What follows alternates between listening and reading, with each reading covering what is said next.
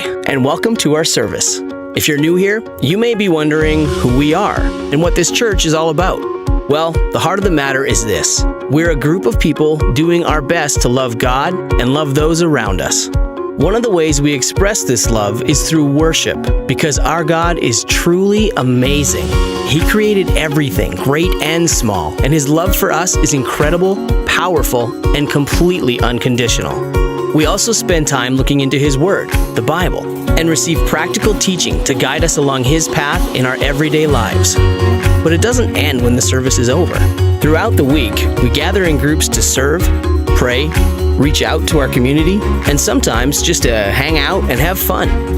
Life is full of challenges, and none of us are perfect. But we believe that's one of the reasons God has brought us together. We're all here to help and support each other through each step of life's journey, because nobody should have to travel alone. So thanks for joining us today. No matter who you are, we want you to know you are welcome.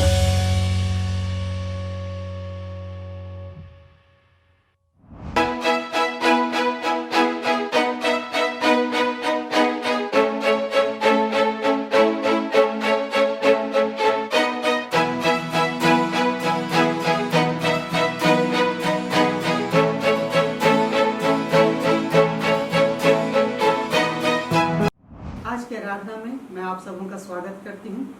परमेश्वर का धन्यवाद हो कि परमेश्वर ने आज के दिन तक हम सबों को जीवितों की भूमि में रखा है कि हम परमेश्वर की महिमा कर पाएँ। इससे पहले हम लोग आराधना में जाएं, हम लोग नहमयाह की प्रार्थना से हम लोग प्रार्थना करेंगे। आइए हम लोग अपने बाइबल में से निकाल लेंगे नहमयाह की किताब, उसका पहला अध्याय 4 पद से लेकर के हम लोग पढ़ेंगे 11वें पद तक। नहमयाह 1:4 से लेके 11 पद तक। आइए हम मिलकर के पढ़ेंगे। ये बातें सुनते ही मैं बैठकर रोने लगा और कितने दिन तक विलाप करता और स्वर्ग के परमेश्वर के सम्मुख उपवास करता और यह कहकर प्रार्थना करता रहा, हे स्वर्ग के परमेश्वर यहोवा, हे महान और भय योग्य ईश्वर, तू जो अपने प्रेम रखने वाले और आज्ञा मानने वाले के विषय अपनी वाचा पालता और उन पर करुणा करता है, तू कान लगाए और आंखें खोले रह कि जो प्रार्थना मैं तेरा दास इस समय तेरे दास इस्राएलियों के लिए दिन रात करता रहता हूँ, उसे तू सुन ले। मैं इस्राएलियों के पापों को जो हम लोगों ने तेरे विरुद्ध किए हैं मान लेता हूँ। मैं और मेरे पिता के घराने दोनों ने पाप किया है। हमने तेरे सामने बहुत बुराई की है और जो आज्ञाएं, विधियाँ और नियम तूने अपने दास मूसा को दिए थे, उनको हमने नहीं माना। उस वचन की सुधि ले जो तू अपने दास मूसा से कहा था, यदि तुम लोग विश्वासघात करो तो मैं तुमको देश देश के लोगों में तितर बितर करूँगा। परंतु यदि तुम मेरी ओर फिरो और मेरी आज्ञाएं मानो और उन पर चलो, तो चाहे तुम में से निकाले हुए लोग आकाश की छोर में भी हों, तो भी मैं उनको वहाँ से इकट्ठा करके उस स्थान में पहुँचाऊँगा जिससे मैंने अपने नाम के निवास के लिए चुन लिया है। अब वे तेरे दास तेरी प्रजा के लोग हैं, जिनको तूने अपनी बड़ी सामर्थ और बलवंत हाथ के द्वारा छुड़ा लिया है। हे प्रभु, विनती यह है कि तू अपने दास की प्रार्थना पर और अपने उन दासों की प्रार्थना पर जो तेरे नाम का भय मानना चाहते हैं कान लगा और आज अपने दास का काम सफल कर। हम लोग प्रार्थना करें। सर्वशक्तिमान ईश्वर दयालु पिता, हम लोग तेरे चरणों के पास आते हैं प्रभु परमेश्वर। हम धन्यवाद देते हैं आज के इस दिन के लिए प्रभु परमेश्वर कि तूने हमें आज के इस दिन को देखने का सुंदर अवसर दिया प्रभु जी। और ऑनलाइन प्रभु जी हम लोग अपने अपने घरों में बैठकर प्रभु जी हम मिल करके तेरी आराधना करने पाते हैं, इसके लिए हम तेरा धन्यवाद करते हैं। इस समय को हम लोग तेरे पवित्र और सामर्थी हाथ में हम सौंपते हैं प्रभु परमेश्वर। आज की आराधना आशीषमय होने पाए प्रभु जी, हमारा तेरे सामने बैठना प्रभु परमेश्वर तुझे भावता हुआ होने पाए प्रभु जी। इससे पहले कि हम जाएं, हमारे तमाम अपराधों को तेरे सम्मुख मान लेते हैं। हमने जान से अनजान से मन वचन अथवा कर्म से तेरे विरुद्ध में पाप किया है प्रभु जी, उन सारे पापों को, उन अपराधों को हम लोग तेरे सम्मुख में मान लेते हैं प्रभु परमेश्वर। और तू हमारा ऐसा परमेश्वर है जो दया का खानी परमेश्वर है, हमारे अपराधों के अनुसार व्यवहार नहीं करता लेकिन अपने करुणा के अनुसार तू दया करता है प्रभु जी। हमने प्रभु जी जो भी जान करके बूझ करके जैसा भी हमने अपराध किए हैं प्रभु जी, उनको तेरे सम्मुख मान लेते हैं। तो अपने सलीब पर के बहाए गए लहू के द्वारा हमारे के गुनाहों को धो डाल, हमें शुद्ध कर, पवित्र कर प्रभु परमेश्वर, ताकि हम पवित्रता के साथ हम तेरी महिमा कर सके प्रभु जी। क्योंकि तेरा वचन कहता है कि यदि मैं मन में अनर्थ बात सोचता तो प्रभु मेरी नहीं सुनता। इसलिए हमारे अपराधों को क्षमा कर। और तू कहता है कि मैं तेरे पापों को उदयाचल से अस्ताचल जितनी दूर है, मैं तेरे अपराधों को उतनी दूर कर देता हूँ। हम धन्यवाद देते हैं, तेरा वचन कहता है कि यदि हम अपने पापों को मान लेते हैं तो हमारे पापों को तो क्षमा करने में विश्वास योग्य और धर्मी परमेश्वर है प्रभु जी। और हम धन्यवादित है प्रभु परमेश्वर कि तूने हमें प्रभु परमेश्वर हमारे गुनाहों से तूने हमें क्षमा किया है और हमें स्वतंत्र किया है। इसके लिए हम तेरा धन्यवाद करते हैं। आज की आराधना को शुरू से लेकर के अंत तक इसको तेरे सामर्थ्य हाथ में सौंपते हैं प्रभु जी। तेरी उपस्थिति हमारे मध्य में होने पाए और प्रभु परमेश्वर हमारे के जीवन के द्वारा तू अपनी महिमा ले। हर आशीष रोकने वाली बातें यीशु मसीह नासरी के नाम से जाती रहे प्रभु परमेश्वर, और तेरी उपस्थिति हमारे मध्य में होने पाए। सारी बातों के लिए आदर और महिमा तुझे देते हुए हम सब तेरे पवित्र सामर्थ्य हाथ में सौंपे जाते हुए ये दुआ मांगते हैं हमारे जीवित उद्धारकर्ता प्रभु यीशु मसीह के नाम से, आमीन। आइए, हम लोग को परमेश्वर का वचन कहता है कि एक दूसरे के लिए हमें प्रार्थना करना है और परमेश्वर के सम्मुख हमारे प्रार्थना निवेदनों को हम लोग को परमेश्वर के सम्मुख लाना है। और इस समय कई लोगों के द्वारा हम लोग भिन्न भिन्न बातों की हम लोग प्रार्थना करेंगे, और विशेष हम प्रार्थना करेंगे इन दिनों जबकि सारा विश्व कोविड-19 से ग्रसित है और लोग भय में, दहशत में अपना जीवन व्यतीत कर रहे हैं। हम इस वायरस के समापन के लिए हम लोग प्रार्थना करेंगे और जितने लोग संक्रमित हैं प्रभु उनको चंगाई दे, इसके लिए प्रार्थना करेंगे। हमारे सेवकों के लिए प्रार्थना करेंगे जो लोग भिन्न भिन्न जगहों में कई माध्यमों से प्रभु की सेवा करते हैं। प्रभु उनके परिवारों को संभाले, उनको बहुत ऐसा आशीष दे, इसके लिए हम लोग प्रार्थना करेंगे। और इस वायरस के कारण, लॉकडाउन के कारण अभी बहुत सारे लोग बेरोजगार हो गए हैं, बहुत सारे लोगों की नौकरी चली गई है और बहुतों के बीच में खाने पीने की वस्तुओं की कमी हो गई है। इन सारी चीज़ों के लिए हम प्रार्थना करेंगे कि बेरोजगारों के लिए रोजगार का उपाय हो और सभी के लिए समुचित भोजन वस्तु, सभी चीज़ का जो उनकी शारीरिक, आत्मिक, लौकिक आवश्यकताएं हैं, सारी आवश्यकताओं को प्रभु पूरा करे। आइए हम लोग इस समय प्रार्थना में हम लोग शामिल हों। प्रभु का धन्यवाद। Praise the Lord. आइए वचन को हम लोग पढ़ते हैं। प्रेरितों के काम उसका 12 अध्याय उसका 5 पद में, बंदगिरी में पतरस बंद था, परंतु कलीसिया उसके लिए लौ लगाकर परमेश्वर से प्रार्थना कर रही थी। आज भी हमारे देश के सब लोग लॉकडाउन में बंद हैं और हम लोग इस लॉकडाउन का कारण है कोरोना वायरस। आइए हम सब मिलकर परमेश्वर से प्रार्थना करें कि हमारे देश से ये कोरोना वायरस खत्म हो जाए। और सारे कलीसिया के लोग, आज ये मौका है कि परमेश्वर हमें देता है कि हम लौ लगा के प्रार्थना करें। जिस प्रकार पतरस के लिए कलीसिया ने लौ लगा के प्रार्थना किया और वो उस बंदगिरी से बाहर आ गया। आज परमेश्वर का अनुग्रह हमारे देश पे आने वाला है।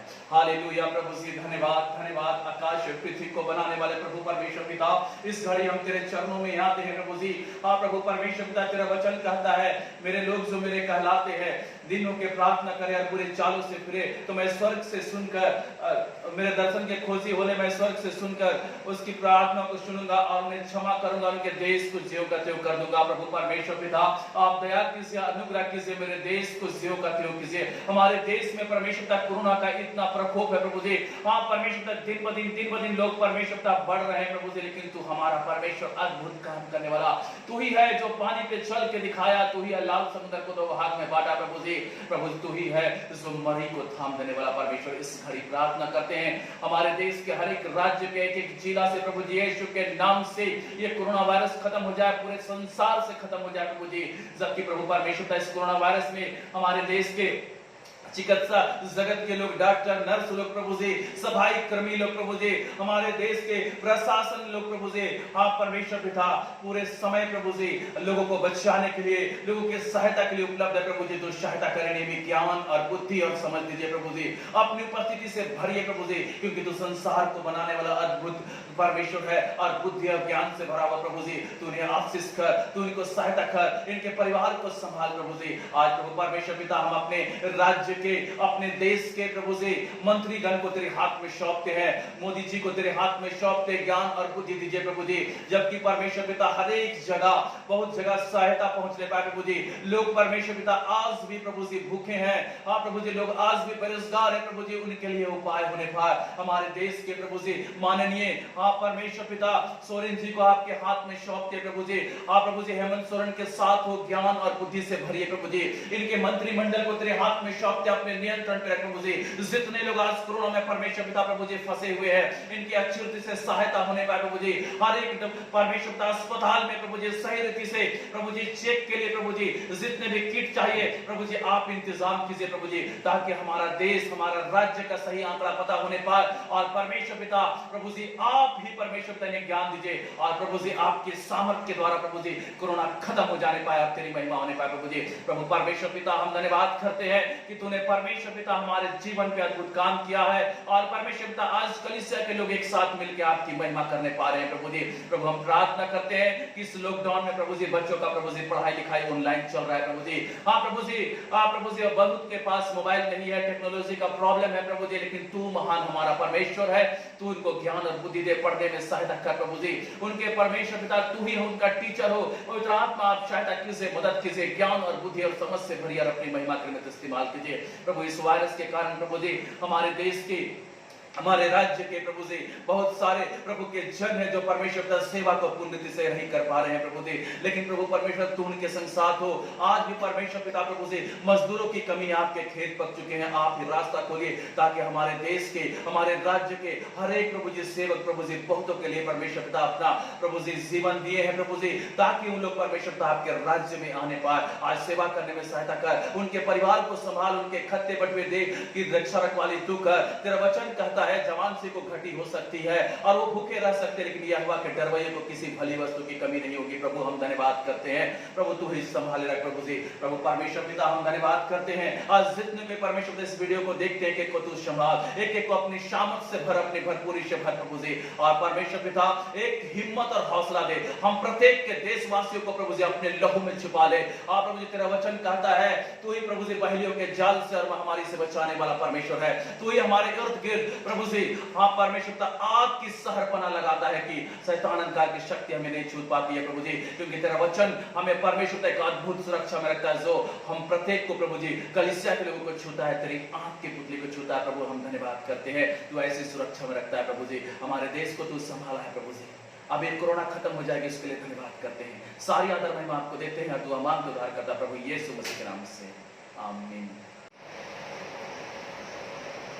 धन्यवाद पिता परमेश्वर, धन्यवाद, धन्यवाद पिता परमेश्वर, धन्यवाद करते हैं समय के लिए तेरे अपार के देने में पिता, धन्यवाद करते हैं पिता परमेश्वर तेरे एक एक योजना के पिता, जो कुछ भी योजना को बनाते हैं पिता परमेश्वर हम मनुष्य बनाते हैं, हम आपका धन्यवाद करते हैं पिता परमेश्वर, क्योंकि आप हमारे लिए उपाय करने वाला परमेश्वर है पिता। तो हमारे हर एक मनुष्यों की तो पिता परमेश्वर बातों को जानता है, हर एक मनुष्यों की पिता परमेश्वर आवश्यकताओं को जानता है पिता। पिता परमेश्वर प्रार्थना करते हैं जो आपके ऊपर भरोसा रखता है पिता, उनके लिए हर एक पिता आवश्यकता पूरा होता है पिता। हम धन्यवाद करते हैं हाँ पिता पर जो विश्वास के साथ आपसे मांगते हैं पिता, उनके हर पिता परमेश्वर योजना को पूरा करते हैं, उनकी हर आवश्यकता को पूरा करते हैं पिता। हम आपका धन्यवाद करते हैं, धन्यवाद करते हैं पिता परमेश्वर। प्रार्थना करते हैं उनके लिए पिता जो कि आज पिता परमेश्वर हाँ पिता परमेश्वर इतने पिता परमेश्वर बेरोजगार पाए जा रहे हैं पिता, क्योंकि पिता आज पिता लॉकडाउन पाया जा रहा है पिता परमेश्वर। प्रार्थना करते हैं, आपसे निवेदन करते हैं पिता परमेश्वर एक एक उपाय कर, क्योंकि आप उपाय करने वाला परमेश्वर है पिता परमेश्वर। किसी को पिता परमेश्वर और पिता परमेश्वर निराश मत होने दे पिता। पिता परमेश्वर एक एक को पिता परमेश्वर अपने सुरक्षा में रखिए, अपने लहू में छुपा कर रखिए और एक एक उपाय करिए पिता परमेश्वर। और पिता प्रार्थना करते हैं, दया चाहते हैं, क्योंकि आप दया करने वाला परमेश्वर है, आप अनुग्रहकारी परमेश्वर है पिता। पिता एक पर अपने दया अनुग्रह को बनाए रखे पिता परमेश्वर। हम आपका धन्यवाद करते हैं, धन्यवाद करते हैं पिता परमेश्वर।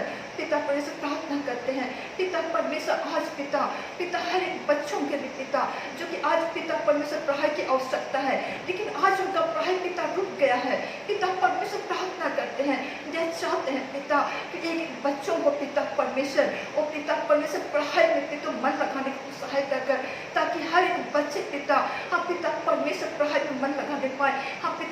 से नहीं हो रहा है पिता परमेश्वर, लेकिन आज पिता जितने भी पिता परमेश्वर ऑनलाइन के द्वारा पढ़ाई हो रहा है, चाहे नहीं हो रहा है पिता परमेश्वर, हर एक बच्चों को तेरे हाथों में सौंपते हैं, क्या छोटे क्या बड़े पिता, सभी बच्चों को तेरे हाथों में सौंपते हैं पिता परमेश्वर। एक एक सहायता करिए, एक एक को तो उपाय करिए पिता परमेश्वर, और एक एक को पिता परमेश्वर पढ़ाई करने तो मन लगाइए पिता परमेश्वर, एक एक को बुद्धि और ज्ञान दीजिए, क्योंकि आप बुद्धि का देने वाला परमेश्वर है।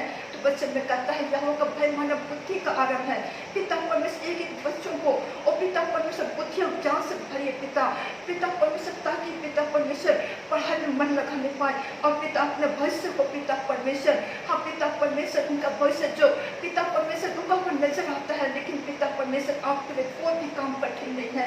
और पिता परमेश्वर आप पिता परमेश्वर इस पढ़ाई को जो पिता ऑनलाइन से पढ़ाई हो रहा है पिता परमेश्वर, एक पढ़ाई को तो सफलता को दे पिता, एक बच्चों को तो अपनी सुरक्षा में रखिए। और पिता परमेश्वर आपका धन्यवाद करते हैं, धन्यवाद करते हैं पिता परमेश्वर। प्रार्थना करते हैं जो लॉकडाउन के कारण पिता और पिता आज बहुत सारे लोग पिता परमेश्वर जगह जगह फंसे हुए हैं पिता परमेश्वर, प्रार्थना करते हैं उनके लिए, देह चाहते हैं पिता उनके लिए तो उपाय कर पिता। आज भी पिता परमेश्वर, हाँ पिता परमेश्वर जहाँ पर फंसे हुए हैं वहाँ से पिता उन्हें पहुँचाया जा रहा है, लेकिन प्रार्थना करते हैं पिता परमेश्वर, हम आपसे क्या चाहते हैं पिता पर बहुत सारे ऐसे लोग हैं जो पिता रास्ता में पिता उनकी मृत्यु हो जा रही है। वो पिता परमेश्वर कोरोना के कारण पिता वो पिता परमेश्वर प्रार्थना करते हैं, क्या चाहते हैं कि तो पिता पर अपनी सुरक्षा में रखिए, अपने लोगों को छुपा कर रखिए, ताकि सही सलामत अपने घर में पहुँच नहीं पाए।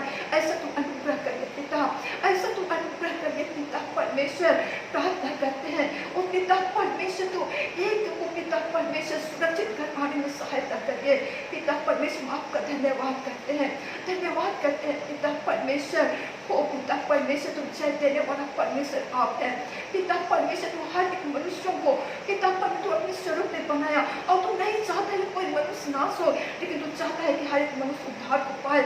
हाँ पिता परमेश्वर आज तो जो समय तुमने दिया है पिता हर एक जीवन में काम कर पिता, ताकि पिता यह समय जो पिता परमेश्वर जो हाँ पिता समय तुमने दिया है पिता वह समय व्यर्थ ना होने पाए, लेकिन पिता परमेश्वर यह समय पिता हर एक मनुष्यों के लिए पिता आशीष का कारण होने पाए। ऐसा तुम अनुग्रह करके पिता परमेश्वर हम आपका धन्यवाद करते हैं, धन्यवाद करते हैं पिता परमेश्वर। हम धन्यवाद करते हैं पिता परमेश्वर, हम आपका सारे मन से धन्यवाद करते हैं, प्रार्थना करते हैं पिता परमेश्वर। हम आपसे ध्यान चाहते हैं पिता हर एक के लिए पिता परमेश्वर, और पिता जितने भी लोगों के लिए घटी कमी पाई जाती है वो पिता हर एक लोगों की घटी कमी को पूरा करिए पिता परमेश्वर। जिस प्रकार तुम इस्राएलियों को पिता आकाश से मन्ना तो दिया पिता, और पिता परमेश्वर जिस प्रकार तुम आकाश से तुम बटेर को दिया पिता, उसी प्रकार हर एक मनुष्यों के लिए वो पिता परमेश्वर, हाँ पिता परमेश्वर तू हर आवश्यकताओं को पूरा करना, उनकी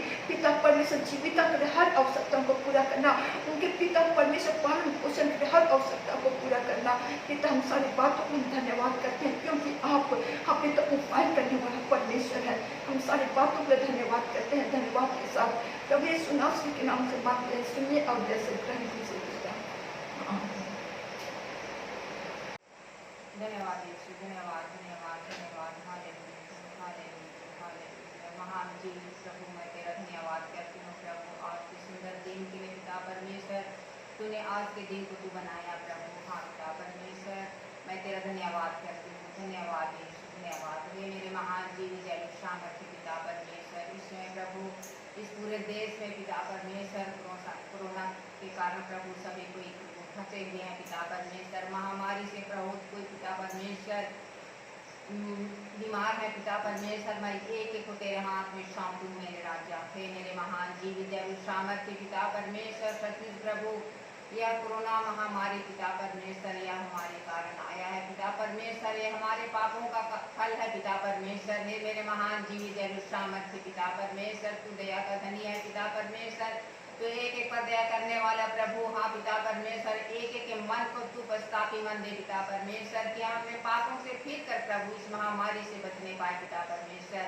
हे मेरे महान जीवित एवं सामर्थ्य पिता परमेश्वर, इस कोरोना महामारी के चलते प्रभु बहुत से लोग प्रभु अपने कमाने खाने के लिए पिता परमेश्वर बाहर देश में गए थे पिता परमेश्वर, सभी को फंसे हुए हैं मेरे राजा। हाँ पिता परमेश्वर, एक एक को तू उपाय कर पिता परमेश्वर की एक एक जन प्रभु अपने अपने घरों को वापस आने के लिए आने पाए पिता परमेश्वर। हाँ पिता परमेश्वर, मैं प्रभु इस सरकार को तेरे हाथ में सौंपती प्रभु, हेमंत सोरेन को तेरे हाथ में सौंपती पिता परमेश्वर, उन मजदूरों के लिए प्रभु उपाय करने पाए पिता परमेश्वर की वे पिता कि अपने अपने घरों को सही सलामत पहुंचने पाए पिता परमेश्वर। हे मेरे महान जीवित एवं सामर्थ्य पिता परमेश्वर, मैं प्रार्थना करती हूँ प्रभु इस समय पिता परमेश्वर, इसमें पिता परमेश्वर जितने लोग महामारी से प्रभु बीमार में पड़े हैं पिता परमेश्वर, एक एक को मैं यीशु के लहू से छिपाती हूँ पिता परमेश्वर, तू उनके संग साथ होना प्रभु, उनके इलाजों में प्रभु तू सही इलाज होने के लिए तू सहायता करना, क्योंकि तू तो डॉक्टरों का डॉक्टर और वैद्यों का वैद्य है पिता परमेश्वर। तेरे सिवा कोई उस बीमारी को हटा नहीं सकता है प्रभु, केवल यीशु नाम ही उस बीमारी को हटा सकता है मेरे राजा। हाँ पिता परमेश्वर, जितने भी कोरोना के समय में प्रभु अपने ड्यूटी में है पिता परमेश्वर, डॉक्टर है, नर्स है प्रभु, सफाई कर्मी है पिता परमेश्वर, हाँ पिता परमेश्वर, प्रशासन विभाग है पिता परमेश्वर, एक एक को मैं तेरे हाथ में सौंपती प्रभु, उनको सेवा करने के लिए तू ही सहायता करना प्रभु, हिम्मत बल देना पिता परमेश्वर, क्योंकि अपने घरों को अपने बाल बच्चों को छोड़कर प्रभु इस जानता की सेवा में पिता परमेश्वर वे लगे हुए हैं पिता परमेश्वर। हाँ पिता परमेश्वर, तू उनकी रक्षा करना पिता परमेश्वर की प्रभु उनके द्वारा तेरी महिमा होने पाए। हाँ पिता परमेश्वर, मैं प्रार्थना करती हूँ प्रभु इस समय प्रभु जितने भी लोग पिता परमेश्वर अपने घरों से दूर है पिता परमेश्वर, एक एक को तू अपनी महिमा के लिए तू प्रभु अपने अपने घरों में वापस लाने पाए प्रभु, और वे पिता परमेश्वर तेरी महिमा करने पाए। हाँ पिता परमेश्वर, मैं प्रार्थना करती हूँ प्रभु इस समय जितने भी हम मसीही लोग हैं पिता परमेश्वर जो इस महामारी के लिए प्रार्थना करते हैं पिता परमेश्वर, एक एक को तू संभाल पिता परमेश्वर, ज्ञान बुद्धि दे प्रभु, प्रार्थना कर जीवन दे पिता परमेश्वर के इस देश को पिता परमेश्वर, तू अपने वचन के अनुसार पिता परमेश्वर तो सबको प्रभु ठीक करने वाला प्रभु तू है। हे मेरे महान जीवित एवं सामर्थ्य पिता परमेश्वर, इस समय पिता परमेश्वर जितने जगह में प्रभु आज के दिन में प्रभु प्रार्थना की जा रही है पिता परमेश्वर, उस जगह तो अपनी आत्मा को देना पिता परमेश्वर की उस जगह में प्रभु हर एक लोग जहाँ पर प्रभु प्रार्थना हो रही है पिता परमेश्वर, सब जगह अपनी पवित्र आत्मा से भर कर प्रभु इस महामारी के लिए प्रार्थना करने पाए पिता परमेश्वर, और तू हमारी प्रार्थनाओं को सुनकर पिता परमेश्वर महामारी से छुटकारा देने पाए। हाँ पिता परमेश्वर, मैं धन्यवाद देती हूँ पिता परमेश्वर जी, तूने प्रभु हमारी प्रार्थना का उत्तर हाँ और आमीन में पूरा करता है पिता परमेश्वर।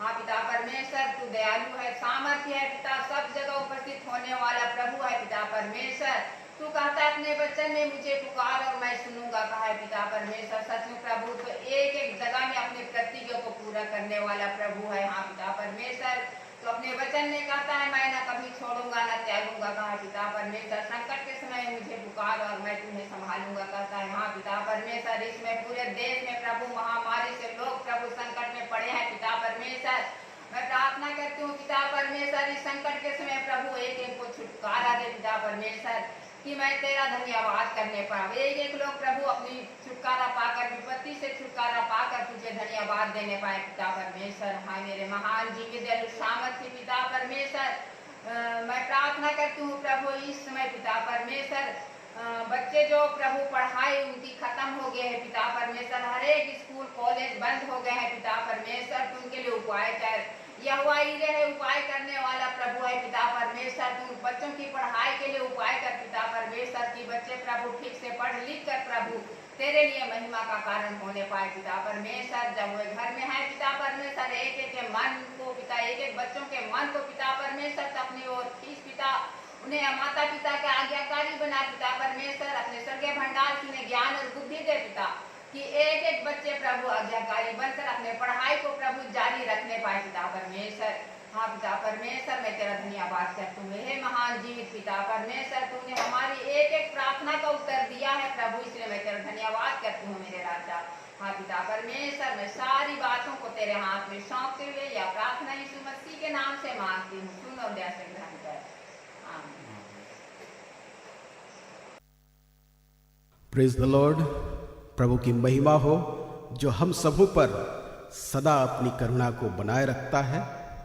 भजनकार हमें उत्साहित करता है कि हम अपने परमेश्वर का धन्यवाद किया करें, क्योंकि वह भला है और उसकी करुणा सदा की है। वही ईश्वरों का परमेश्वर है और इसलिए भी हमें उसका धन्यवाद करना है, उसकी महिमा करना है। तो आइए हम गीतों को गाते हुए प्रभु की आराधना करें। रिवाइवल सॉन्ग से 251 नंबर, हे स्वर्गीय पिता हो धन्यवाद।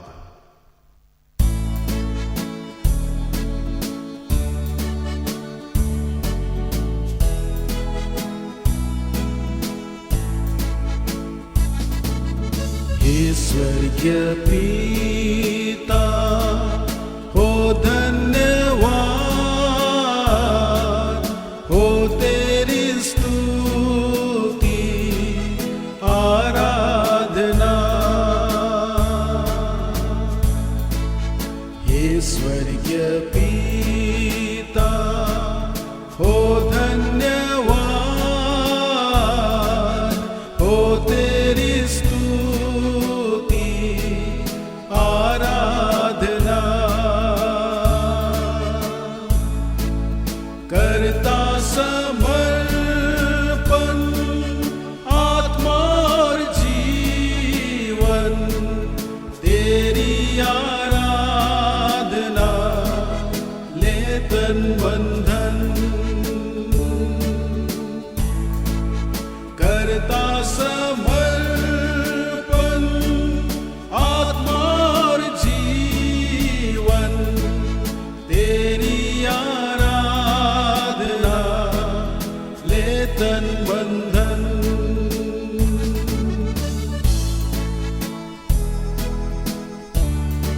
आइए हम यीशु मसीह का धन्यवाद करें। मेरे मसीहा हो धन्यवाद, हो तेरी स्तुति आराधना। मेरे मसीहा हो धन्यवाद, हो तेरी स्तुति आराधना। करता समर्पण आत्मा और जीवन, तेरी आराधना ले तन मन धन।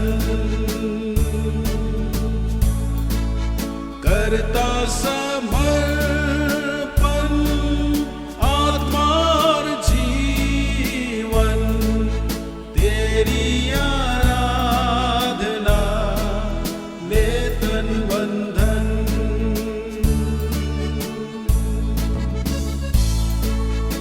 आइए हम प्रभु की आत्मा का धन्यवाद करें, उस पवित्र आत्मा का जो हमारा सहायक है, जो हमारा बल है। पवित्र आत्मा हो धन्यवाद, हो तेरी स्तुति आराधना। पवित्र आत्मा हो धन्यवाद, हो तेरी स्तुति आराधना। करता समर्पण आत्मा और जीवन, तेरी आराधना ले तन मन धन। करता समर्पण आत्मा और जीवन, तेरी आराधना ले तन मन धन।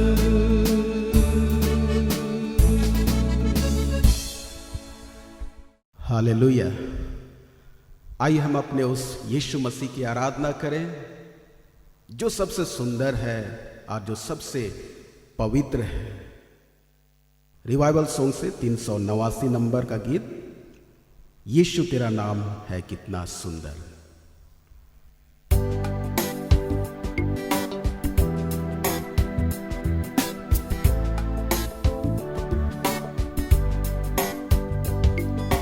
यीशु तेरा नाम है कितना सुंदर, यीशु तेरा नाम है कितना पावन, यीशु तेरा नाम है कितना सुंदर, यीशु तेरा नाम है कितना पावन।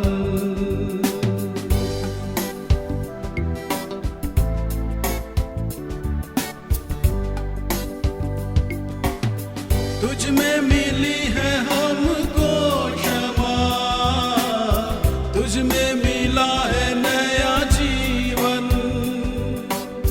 तुझ में मिली है हमको क्षमा, तुझ में मिला है नया जीवन, यीशु तेरा नाम है कितना सुंदर, यीशु तेरा नाम है कितना पावन।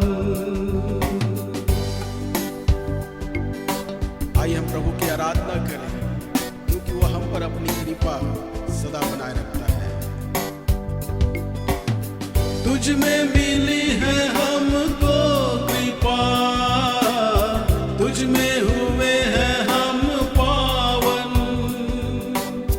तुझ में मिली है हमको कृपा, तुझ में हुए हैं हम पावन, यीशु तेरा नाम है कितना सुंदर, यीशु तेरा नाम है कितना पावन। यीशु ने हमें शिफा दी है, हमें अनंत जीवन दिया है, और आइए इसलिए हम उसकी आराधना करें। तुझ में मिली है हमको शिफा, तुझ में मिला है अनंत जीवन, तुझ में मिली है हमको शिफा, तुझ में मिला है अनंत जीवन, यीशु तेरा नाम है कितना सुंदर, यीशु तेरा नाम है कितना पावन, यीशु तेरा नाम है कितना सुंदर, यीशु तेरा नाम है कितना पावन। हालेलुया। आइए हम अपने परमेश्वर की आराधना करें, क्योंकि वो सामर्थी प्रभु है, वो हमारा अब्बा पिता है। रिवाइवल सॉन्ग से 229 और 226 को हम लोग गाएंगे, उसकी आराधना करें।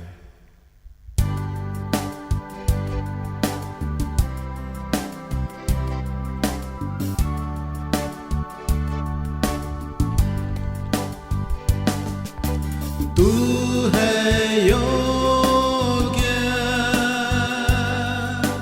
महान यहोवा, तू है योग्य सामर्थी प्रभु, तू है योग्य अब्बा पिता, तू है योग्य प्रभु का मेमना। आइए हम उसकी आराधना करें, क्योंकि वह हर तरह से हमारी आराधना की योग्य है।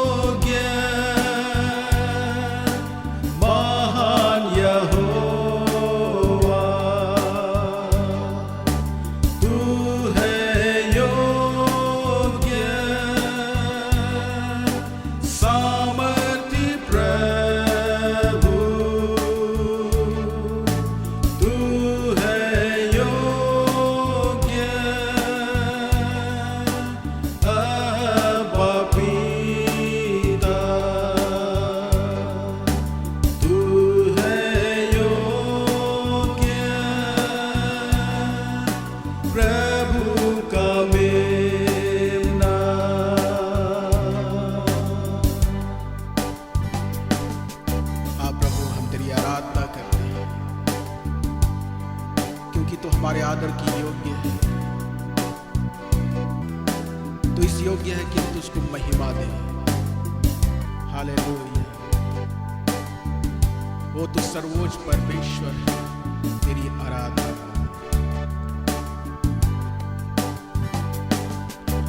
तेरी स्तुति हो, तेरी स्तुति हो, तेरी स्तुति हो, ओ प्रभु। तेरी स्तुति हो, तेरी स्तुति हो, तेरी स्तुति हो, ओ प्रभु। सर्वोच्च तू प्रभु, पृथ्वी के ऊपर सारे देवों से बढ़कर स्तुत्य है। सर्वोच्च तू प्रभु, पृथ्वी के ऊपर सारे देवों से बढ़कर स्तुत्य है।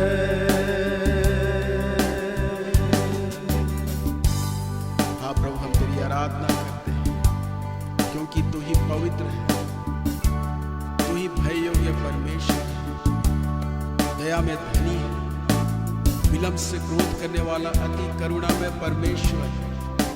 तेरी आराधना प्रभु, पापों को क्षमा करने वाले प्रभु, अनंत जीवन देने वाले प्रेमी प्रभु, तेरी आराधना। हालेलुया। तेरी स्तुति हो, तेरी स्तुति हो, तेरी स्तुति हो, ओ प्रभु। तेरी स्तुति हो, तेरी स्तुति हो, तेरी स्तुति हो, ओ प्रभु। सर्वोच्च तू प्रभु, पृथ्वी के ऊपर सारे देवों से बढ़कर स्तुत्य है। सर्वोच्च तू प्रभु, पृथ्वी के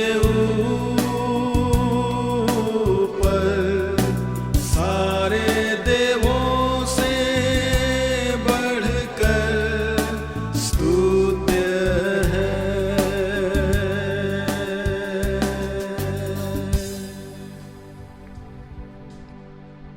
हालेलुया। प्रभु तेरी महिमा हो। हालेलुया। हमारा विश्वास योग्य परमेश्वर, तू ही मार्ग, सत्य और जीवन प्रभु, हम तेरी आराधना करते हैं, धन्यवाद देते हैं प्रभु परमेश्वर, जो भी तूने हम पर अपनी भलाई को हमेशा प्रकट किया है। हम धन्यवाद देते हैं कि तूने अपने बड़े प्रेम के अनुसार हम सबों से व्यवहार किया है। प्रभु हम तेरी आराधना करते हैं। धन्यवाद प्रभु, तू सदा हमारे साथ रहता है, तू हमें कभी नहीं छोड़ता है। प्रभु तेरी महिमा हो। हम सबके जीवन से हर बात में, हर परिस्थिति में सदा तुझे महिमा मिला करे। यीशु मसीह के नाम में आमीन। प्रेरित पौलुस कुलुस्सियों 3 अध्याय उसका 16 पद में हमें उत्साहित करता है कि मसीह के वचन को अपने हृदय में अधिकाई से बसने दो। आइए इस समय हम लोग परमेश्वर के वचन को सुने और अपने हृदय को लगातार परमेश्वर के वचन से भरते जाएं। आइए प्रभु परमेश्वर का धन्यवाद करते हैं कि आज प्रभु ने फिर एक बार अवसर प्रदान किया कि अलग अलग जगहों से हम लोग ऑनलाइन जुड़े हुए हैं और परमेश्वर की आराधना करने पाते हैं। आज आइए हम लोग एक विषय पर अध्ययन करें। परमेश्वर के वचन के अनुसार फेसिंग द स्टोर, संकट का सामना हम कैसे करें। जीवन एक संघर्ष है, उतार चढ़ाव से भरा है। जब कभी हमारे जीवन में कठिनाइयाँ आती हैं या संकट का समय आता है तो हम स्वाभाविक तौर पर घबरा जाते हैं।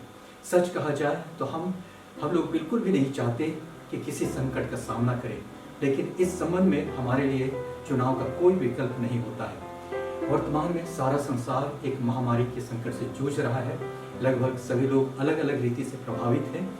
कुछ ने अपनों को खोया, कुछ लोग रोजगार खोए, किसी ने संतुलन खोया, किसी का व्यापार डूबा, कोई बर्बरता का शिकार हुआ, कोई हादसा का शिकार हुआ, किसी ने अमानवीय यातनाएं सहे, कई अपनों से मिलने की चाहत में कभी नहीं मिल पाए। चाहे जितना वर्णन करें हमारे मन की पीड़ा ही बढ़ती है। इसे कोई लाभ नहीं, इस पर हमारा कोई नियंत्रण नहीं। इसके ऐसे समय में अब एक चीज है कि हम इस संकट के समय से हम कैसे पार जाएं। देश अपना काम कर रहा है, प्रशासन अपना काम कर रहा है, दूसरे लोग अपना अपना काम कर रहे हैं, लेकिन अपने जीवन की जंग तो आपको ही लड़नी है। एक पुरानी कहावत है, मन के हारे हार, मन की जीते जीत। जिस समय आप अपने आप को अकेला पाते हैं, रास्ता नहीं सूझता है, जीवन की जंग की हार या जीत ये हमारे मन से आरंभ होता है। आइए इस संबंध में 5 महत्वपूर्ण बातों पर एक एक करके नजर लगाएं।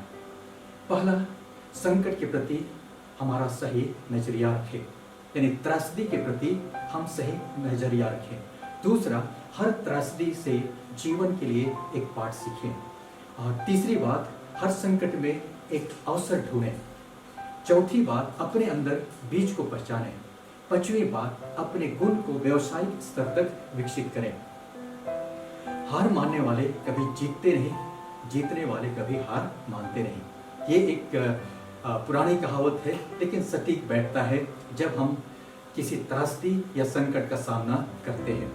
हार मानने वाले कभी जीतते नहीं, जीतने वाले कभी हारते नहीं। आइए एक एक करके सीखें कि परमेश्वर का वचन इस संबंध में क्या कहता है। पहली बात, त्रासदी के प्रति हम सही नजरिया रखें। Have a right perspective towards crisis.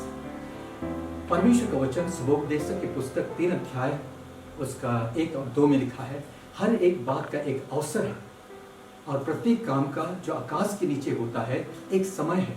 जन्म का समय और मरण का भी समय, बोने का समय और बोए हुए को उखाड़ने का भी समय।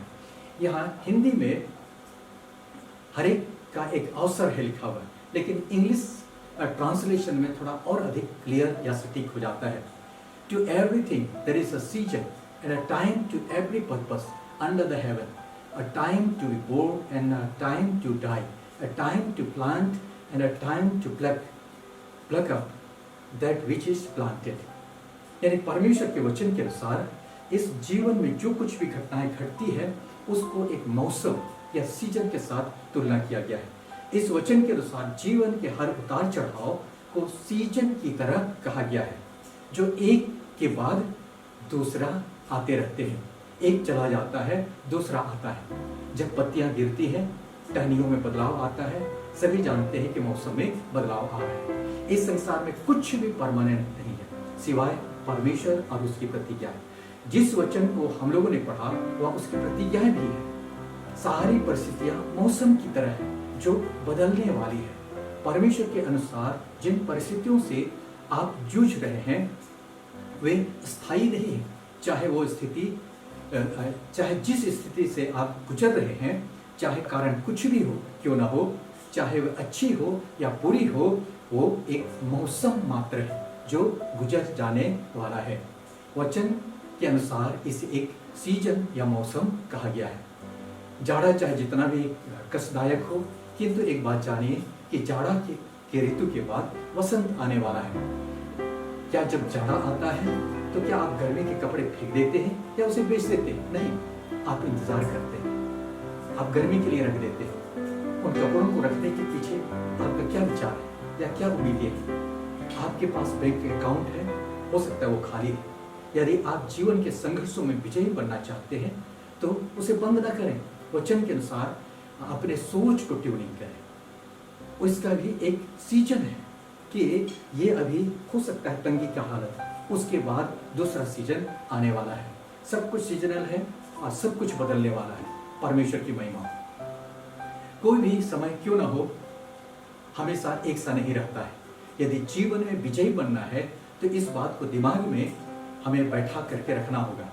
जाड़ा हमेशा नहीं रहता है, वसंत हमेशा नहीं रहता है, गर्मी हमेशा नहीं रहता है, बरसात हमेशा नहीं रहता है। तो इसको हम लोग अपने त्रासदी के संबंध में यदि कहें तो संकट हमेशा नहीं रहेगा, बीमारी हमेशा नहीं रहेगा, मुसीबतें हमेशा नहीं रहेगा, बेरोजगारी हमेशा नहीं रहेगा।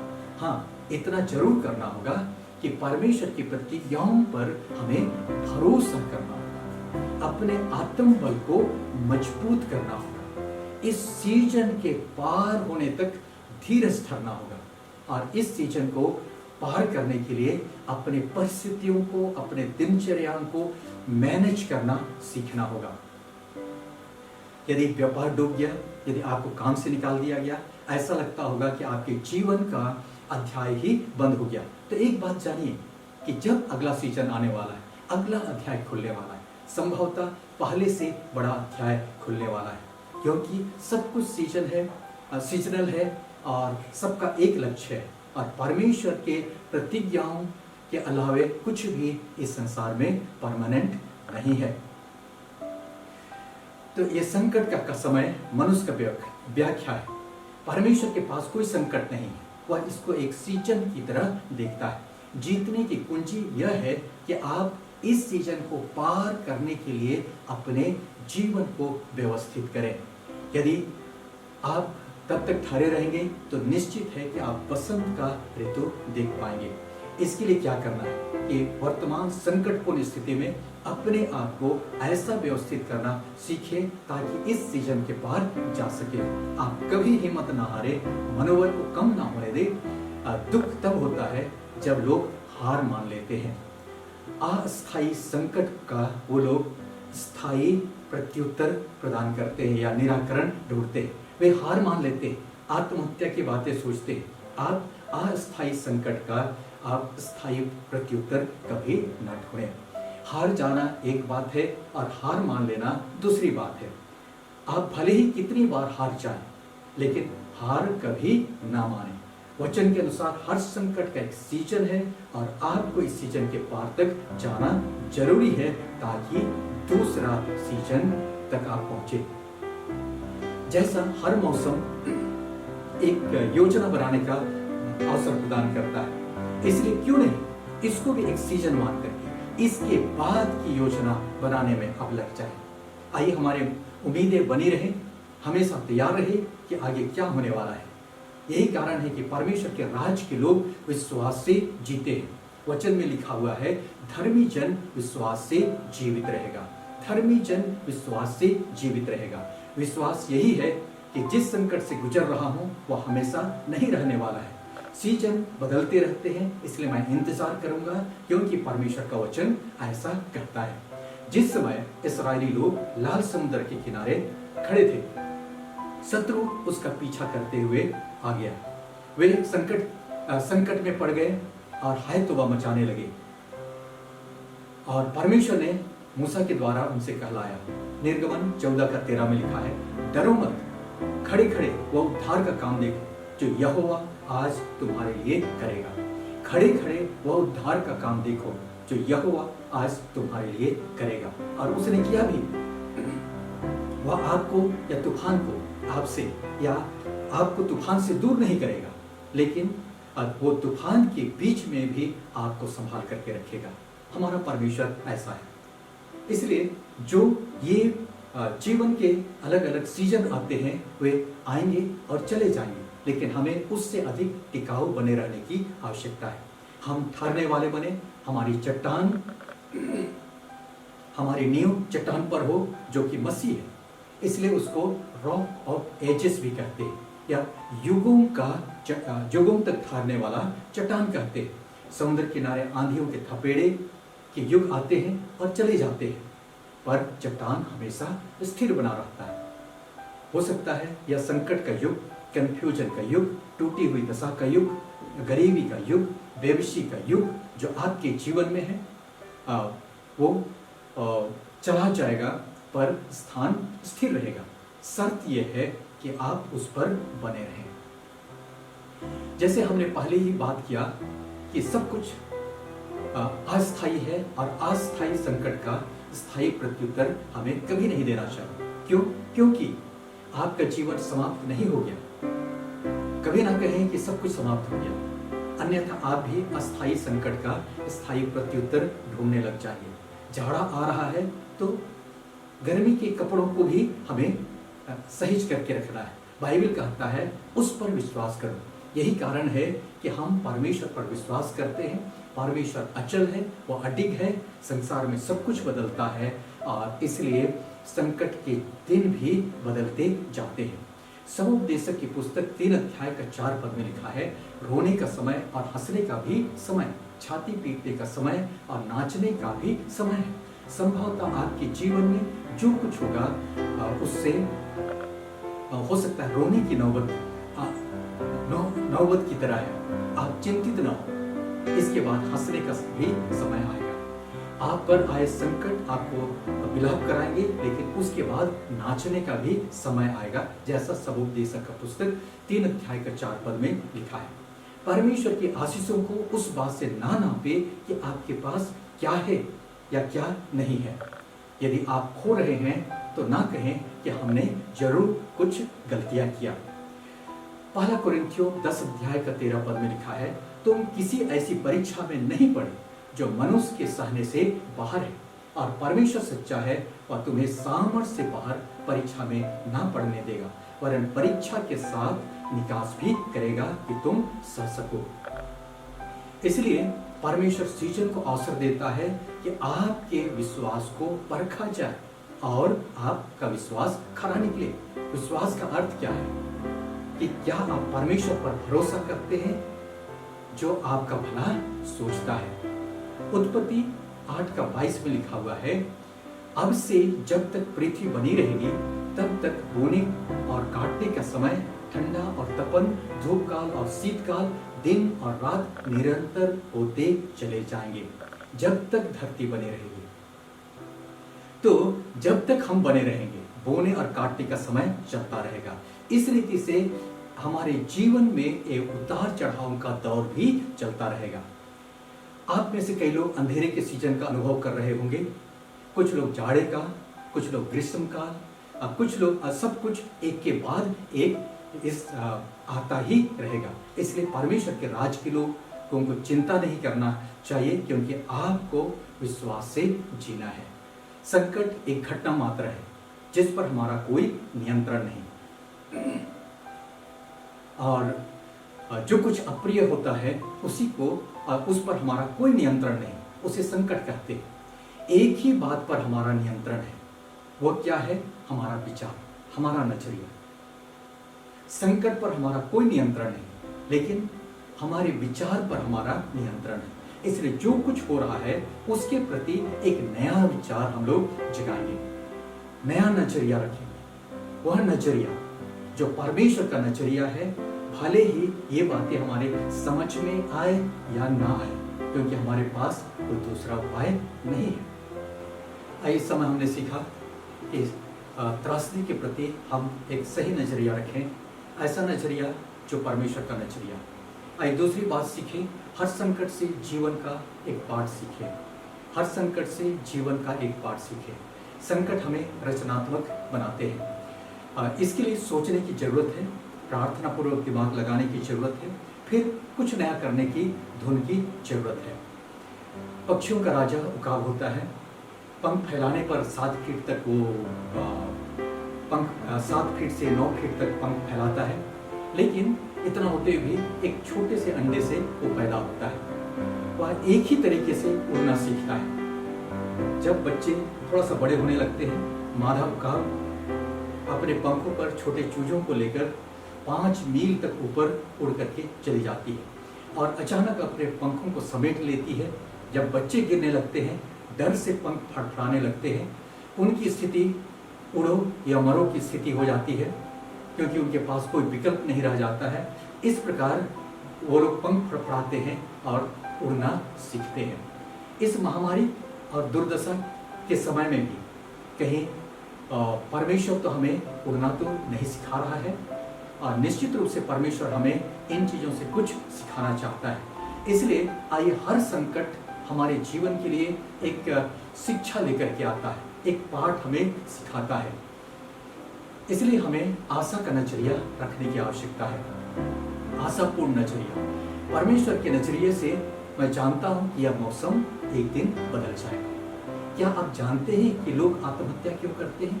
क्योंकि उनको विश्वास होता है कि ये स्थिति हमेशा तक बना रहेगा, इसलिए हथियार डाल लेते हैं। लेकिन आप हथियार ना डालें, निराश ना हो, चिंतित ना हो, क्योंकि हर बात का अपना मौसम है और वो बदलने ही वाला है।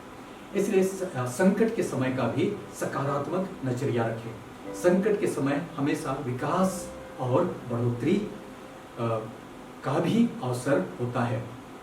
इसके लिए जब तक आप नहीं बदलेंगे, कुछ भी नहीं बदलेगा। जैसे तूफान आता है एक नजरिए से तो चारों तरफ बर्बादी ही बर्बादी दिखाई देती है, लेकिन दूसरी तरफ तूफान से बहुत सारे सड़े हुए पुराने पेड़ गिर जाते हैं, गंदगियाँ साफ हो जाती है और कुछ दिनों के बाद नए पेड़ों की नई टहनियाँ, नई डालियाँ निकल आती है और चारों ओर लहलाते हैं और लहलाने लगते हैं। कुछ समय के बाद प्रकृति फिर से पहले जैसा हो जाती है। परमेश्वर अपना काम अपने ढंग से करता है। जब सदरक मेशक अबेदनगो को आग में डाला गया और परमेश्वर ने अपने लोगों को बचाने के लिए उसने आग को नहीं बुझाया, लेकिन परमेश्वर उनको सदरक मेशक अबेदनगो को आग के बीच भी परमेश्वर की स्तुति कराया। जिस समय परमेश्वर के दास दानियल को सिंहों के मांद में डाला गया, तो परमेश्वर ने अपने दास को बचाने के लिए सिंहों को या शेरों को नहीं मार डाला, लेकिन शेरों के बीच भी उसको आराम की नींद दिया और अपनी महिमा कराया। हमारा परमेश्वर ऐसा परमेश्वर है जो अद्भुत काम करता है। तो आइए हम लोग इस दूसरा पॉइंट से एक बात सीखें। हर क्राइसिस, हर संकट एक लेसन लेकर के आता है और हमें उड़ना सिखाता है, और हम हमेशा तैयार रहें कि इन चीज़ों से भी हम एक लेसन अपने जीवन के लिए सीखें। तीसरी बात, हर संकट में एक अवसर को आप ढूंढें। हर संकट के समय जब आपके जीवन में किसी भी प्रकार का संकट आता है, उसमें आप एक अवसर ढूंढें। नीति वचन 22 उसका 2 पद में लिखा है, धनी और निर्धन दोनों एक दूसरे से मिलते हैं, यहोवा उन दोनों का करता है। इंग्लिश में लिखा है, the rich and poor meet together, Jehovah is the maker of them all. Jehovah ही दोनों का करता है, हिंदी में लिखा है, लेकिन इंग्लिश में है कि ही Jehovah is the maker of them all.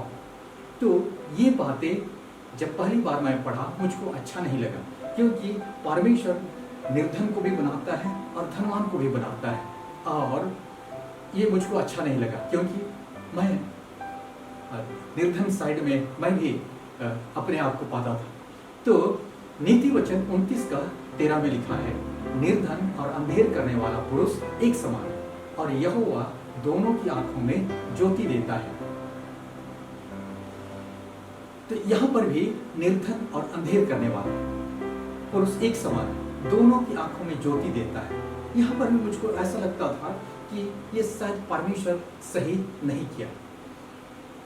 English में है, the indigent and the oppressor meet together, Jehovah lightened the eyes of them both. लेकिन जब इसके मूल भाषा हिब्रू में इसको अध्ययन किया। उसके अनुसार इसका सटीक अनुवाद इस प्रकार है, धनी और निर्धन दोनों को बनाने वाला परमेश्वर है, किंतु अपनी दृष्टि के अनुसार एक धनी हो जाता है और दूसरा निर्धन।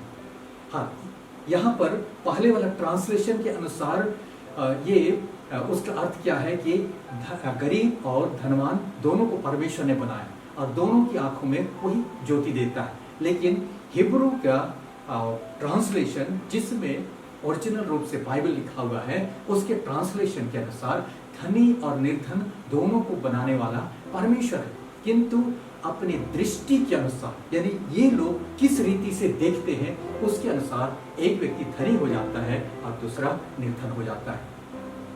टॉम मैकान और उसका एक दोस्त, ये दोनों अकाउंटेंसी और बिजनेस मैनेजमेंट की पढ़ाई कर रहे थे और हर साल गर्मी की छुट्टियों में वो लोग प्रायः अलग अलग देश का भ्रमण के लिए जाया करते थे, सैर के लिए। इस बार उन्होंने सोचा कि क्यों नहीं हम लोग भारत जाएं। वे बड़े बड़े कई एक शहरों का उन्होंने भ्रमण किया और भ्रमण करते हुए वो लोग कलकत्ता आए। जब उन्होंने वहाँ के रास्तों और गलियों पर रहते हुए सोते हुए लोगों को देखा तो उनको बड़ा दुख हुआ। जिस होटल में वो लोग रुके हुए थे वहाँ की खिड़की से भी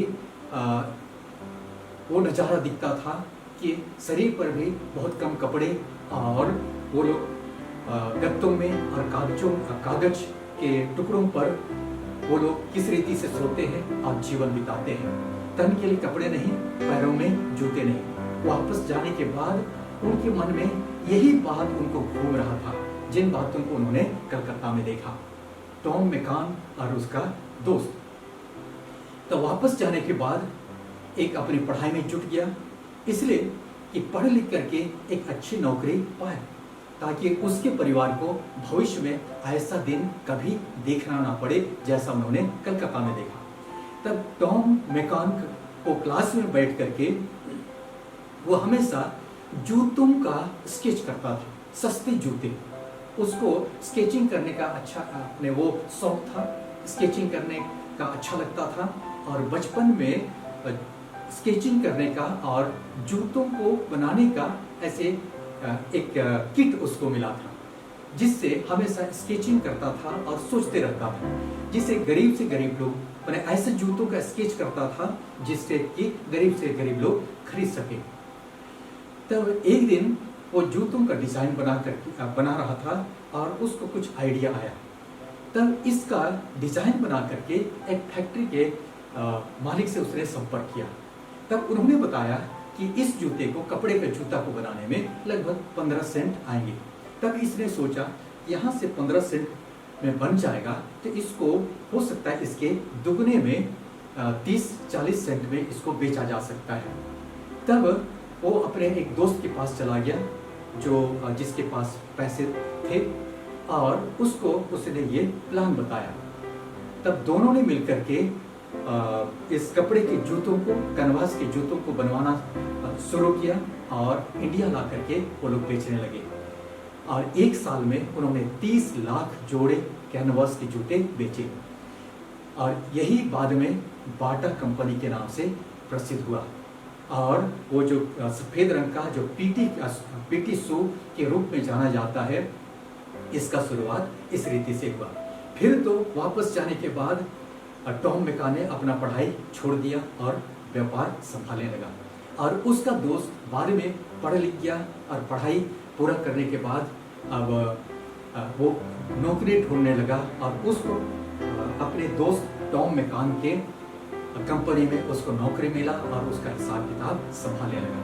यहाँ दोनों ने एक ही समस्या को देखा, एक को लोगों के नंगे पैर दिखाई दिए, दूसरे को वहाँ पर बिजनेस का अवसर दिखाई दिया। एक मालिक बना, दूसरा उसका नौकर बना। आपको क्या दिखता है? आपको अपना नजरिया इनकी तरह बदलना होगा। तो जैसे परमेश्वर के वचन में हमने पढ़ा कि धनी और गरीब दोनों को परमेश्वर बनाता है, लेकिन जैसा उनकी दृष्टि होती है वैसे ही एक गरीब हो जाता है और एक धनी हो जाता है। आपको तो मालूम ही होगा कि इतिहास में जापान ने कई संकट झेले, प्राकृतिक संकट कहे या राजनीतिक संकट, ये छोटा टापुओं का देश है, छोटे छोटे टापुओं का देश है। और द्वितीय विश्व युद्ध के समय में नागासाकी और हिरोशिमा में तो बम गिराया गया, परमाणु बम, और वो मटिया मेट हो गया। एक अजीब बात है जापानी और चीनी भाषा में, वहाँ पर किसी संकट या ट्रेजेडी को व्यक्त करने के लिए जिस शब्द को लोग प्रयोग करते हैं वो है अवसर या मौका। यानी जब कोई त्रस्ती आता है तो हम लोग क्या कहते हैं कि हाय संकट आ गया, और वो लोग क्या कहते हैं, हाय मौका आ गया। एक चीनी व्यक्ति का घर यदि जल जाता है तो वो कहता है कि एक मौका आ गया। जब जापान में बम गिराया गया तो वो लोग कहने लगे कि यहाँ मौका आ गया। इसका मतलब तो ये हुआ कि जब कभी भी वो लोग सुनामी या त्रस्ती या किसी भी प्रकार का संकट झेलते हैं तो उनके मुख से जो निकलता है मौका आ गया, मौका आ गया। उनको हर त्रस्ती एक अवसर दिखाई देता है। यही कारण है संभवतः कि इस संसार में ये लोग व्यापार के नाम से जाने जाते हैं। कहीं भी जाते हैं वो लोग व्यापार शुरू कर देते हैं। कुछ भी संकट उत्पन्न हो जाता है तो वहाँ पर वो लोग उसको नए नजरिया से देखते हैं। जापान भी अपने उस परमाणु बम से पूरी तरह से अस्त व्यस्त, अपने छत विक्षत होने के बाद भी ये विश्व में कारों को बनाने वाला के रूप में जाना जाता है। यहाँ तक कि उससे कई गुना विशाल देश अमेरिका जैसे लोगों को भी इन जापानियों से कई बार व्यापार के मामले में उनको भी प्रॉब्लम होने लगता है, क्योंकि ये उनको भी मात देता है। तो इसलिए आइए अब हम लोग इस दूसरी बात के अनुसार हम लोगों ने क्या सीखा कि हर संकट में एक अवसर देखिए, हर संकट में अपने लिए एक अवसर देखिए। पहला चीज हमने सीखा था कि सही नजरिया रखें, और दूसरी बात हमने सीखा हर संकट से हम एक नया लेसन सीखें। तीसरी बात हमने सीखा कि हर संकट में हम एक अवसर को ढूंढें। तो यहाँ पर हम नीचे जाने वाले नहीं, लेकिन ऊपर जाने वाले हैं। हालेलुया! या ऊपर उठने का समय है। आइए, हमारे लिए हाय तौबा मचाने का समय नहीं, लेकिन जब हम लोग हाय तौबा मचाते हैं, एक जापानी व्यक्ति उसको व्यापार के लिए अवसर के रूप में देखता है। आप यदि रोजगार से निकाल दिए गए, समझिए कि आप एक पिंजरे से एक कैद से छुटकारा पाए, ताकि आप समस्याओं का शिकार ना बने, लेकिन समस्याओं का शिकार आप करें। चौथी बात, अपने अंदर के बीज को पहचानें, अपने अंदर के बीज को पहचानें। उत्पत्ति की पुस्तक उसका 2:15 में लिखा है, जब यहोवा परमेश्वर ने अदम को लेकर अदन की वाटिका में रख दिया कि वह उसमें काम करे और उसकी रक्षा करे। यानी परमेश्वर ने अदम के लिए काम ठहराया, उसने काम करने के लिए उसको बनाया। अदम के अंदर में उसने एक नैसर्गिक योग्यता प्रदान किया, प्राकृतिक, जो उसके उद्देश्य को पूरा कर सके। इसके अनुसार हर व्यक्ति को एक ना एक योग्यता परमेश्वर ने प्रदान किया है, और हर एक व्यक्ति के पास कुछ ना कुछ योग्यता है, और उसके उद्देश्य, ताकि उसके उद्देश्य को हम पूरा कर सके। यही योग्यता एक बीज के समान है जो आपके अंदर है, जिसके साथ आप पैदा हुए। मत्ती 25 अध्याय उसका 14 से 15 को यदि हम लोग पढ़ेंगे, वहां परमेश्वर के राज को एक स्वामी से तुलना किया गया है, जिसने परदेश जाते समय अपने दासों को बुलाया और अपनी संपत्ति उनको सौंप दी। लिखा हुआ, एक को 5 तोड़े उसने सौंपा, दूसरे को 2 और तीसरे को 1। आगे लिखा है, अर्थात हर एक को उसने उसकी सामर्थ्य के अनुसार दिया और उन्हें लेन देन करने के लिए कहा। तो इससे हम लोग क्या समझते हैं, इस संसार में चाहे कोई भी क्यों ना हो, गरीब से गरीब व्यक्ति, अपंग व्यक्ति भी, यानी हर कोई को परमेश्वर ने उसके हृदय में, उसके मन के अंदर में एक बीज डाला है, एक योग्यता उसने प्रदान किया है कि परमेश्वर के कामों को पूरा करे। यहाँ उन दासों को उसने लेन देन करने के लिए कहा और बाद में आने पर उनसे हिसाब लेने लगा। तो आइए, हर किसी के अंदर कुछ ना कुछ स्पेशल गुण पाए जाते हैं, आपके अंदर भी है। दुर्भाग्य से हमारा समाज हमारे दिमाग को नौकरी करने के लिए ट्यूनिंग कर दिया है और उसके लिए ही ट्यूनिंग करता है। हम पढ़ाई भी इसीलिए करते हैं कि एक दिन अच्छी नौकरी ढूंढें। नौकरी ढूंढना अपने आप में गलत नहीं।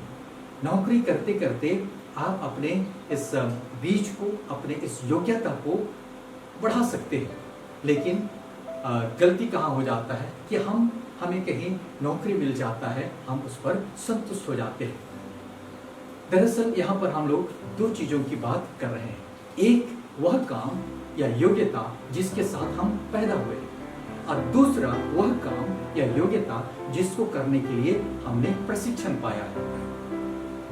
इसको समझने के लिए आइए हम लोग इसको एक को जो जिसके साथ हम पैदा हुए हैं उसको एक नाम दे, काम कहें, और दूसरा को हम लोग रोजगार कहें, तब इसको थोड़ा सा समझ में आएगा। काम बनाम रोजगार। कभी भी अपने रोजगार और ईश्वर के द्वारा दिए गए उस जन्मजात गुण के बीच में कंफ्यूजन न करें। रोजगार वह है जिसके लिए आपको प्रशिक्षित किया गया है। काम वह है जो ईश्वर ने आपको दान स्वरूप दिया, जिसके साथ आप पैदा हुए। रोजगार आपका करियर है जिससे आपको निकाला जा सकता है। काम वह है आपके जीवन का वो कार्यभार है जिससे कोई आपको निकाल नहीं सकता है। रोजगार से आप एक दिन रिटायर होंगे, काम से आप कभी रिटायर नहीं होंगे, क्योंकि वो आप हैं और आप अपने आप से रिटायर नहीं हो सकते। आपकी नौकरी और आपका काम एक नहीं है। आपके दान वरदान आपके हुनर और रोजगार से बढ़कर है। भले ही रोजगार में है, फिर भी आप अपने वरदान को विकसित करने में निरंतर लगे रहें।